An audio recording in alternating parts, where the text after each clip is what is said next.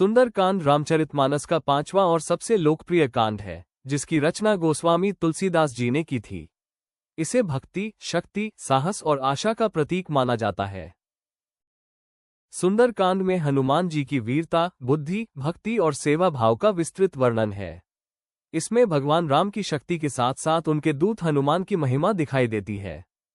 सुंदरकांड में वर्णित मुख्य घटनाएं हनुमान जी का लंका गमन, समुद्र को लांघकर लंका पहुंचना, सुरसा, सिन्हिका और लंकिनी वध, मार्ग की बाधाओं को पार करना, अशोक वाटिका में सीता माता से भेंट, राम का संदेश देना, चूड़ामणि प्राप्त करना, रावण को उपदेश, धर्म और नीति का संदेश, अशोक वाटिका विध्वंस, राक्षसों का संहार, मेघनाद द्वारा नागपाश, हनुमान का बंधन, लंका दहन, अधर्म का अंत, धर्म की चेतावनी, राम को समाचार देना, सीता की खोज सफल। सुंदरकांड का धार्मिक महत्व। सुंदरकांड का पाठ करने से भय दूर होता है, मानसिक शांति मिलती है, नकारात्मक ऊर्जा समाप्त होती है, संकटों से रक्षा होती है। मंगलवार और शनिवार को इसका पाठ विशेष फलदायी माना जाता है। सुंदरकांड क्यों सुंदर कहलाता है? इसमें हनुमान जी का सुंदर चरित्र, भक्ति की सुंदरता, कर्तव्य और साहस का सुंदर संतुलन, आशा और विश्वास का सुंदर संदेश। सुंदरकांड पाठ के नियम: स्नान कर साफ वस्त्र पहने, दीपक और धूप जलाएं, लाल फूल और प्रसाद चढ़ाएं, मन को शांत रखकर पाठ करें। सुंदरकांड की कथा। लंका की ओर बढ़ते समुद्र के तट पर वानर सेना चिंतित खड़ी थी। चारों ओर अथाह जलराशि फैली थी, न कोई नाव न कोई पुल। सबके मन में एक ही प्रश्न था, सीता माता कहाँ है और उन्हें खोजेगा कौन? तभी जामवंत जी ने गंभीर स्वर में कहा, हे वीर हनुमान, तुम्हारी शक्तियां असीम है, पर तुम स्वयं उन्हें भूल बैठे हो। ये शब्द जैसे ही हनुमान जी के कानों में पड़े, उनके भीतर सोई हुई शक्ति जाग उठी। उन्होंने प्रभु श्रीराम का ध्यान किया, उनके चरणों में नतमस्तक हुए और बोले, जब तक रामकाज पूरा न हो, मुझे विश्राम कहाँ? समुद्र लांघने की महागाथा। हनुमान जी पर्वत समान विशाल रूप धारण कर समुद्र के तट पर खड़े हुए। उनके मन में न भय था न अहंकार, बस प्रभु राम का नाम। जय श्री राम कहते ही वे आकाश में उड़ चले। समुद्र ने उनकी परीक्षा लेने को मैनाक पर्वत को ऊपर उठाया। मैनाक बोला, वीर हनुमान, कुछ विश्राम कर लो। हनुमान मुस्कुराए, राम का कार्य अधूरा है, विश्राम बाद में होगा। आगे सुरसा आए, जिसने अपना मुख विशाल कर लिया। हनुमान ने अपनी बुद्धि से उसका मान रखते हुए उसे प्रणाम किया और आगे बढ़ गए। फिर आए सिन्हिका, जिसने उनकी छाया पकड़ ली। क्षण भर में ही हनुमान ने उसका अंत कर दिया।